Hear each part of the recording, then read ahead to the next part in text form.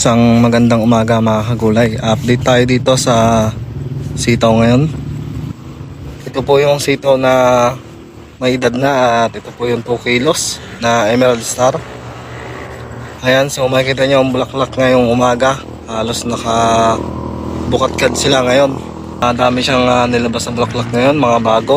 Talagang yung pag-i-spray ko mga kagulay, sinusuportahan natin itong ating sitaw kahit na medyo may edad na. Ayan, ito yung mga pansit niya. Ayan, madami pang nalalagas na bulaklak dahil naglalabas na sila ng pansit.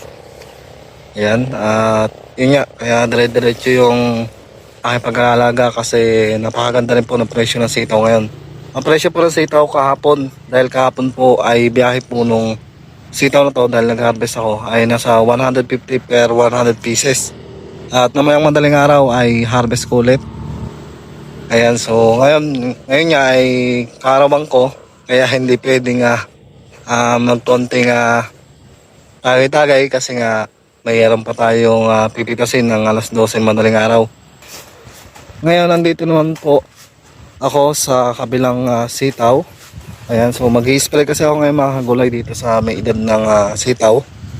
At andito naman ako sa 6 kilos na Emerald Star at medyo makapal na siya.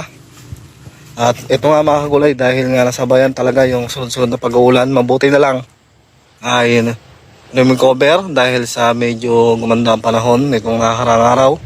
At atin na rin pinaayos yung kanyang gitna, pinasablay natin para tumabon sa kanyang puno.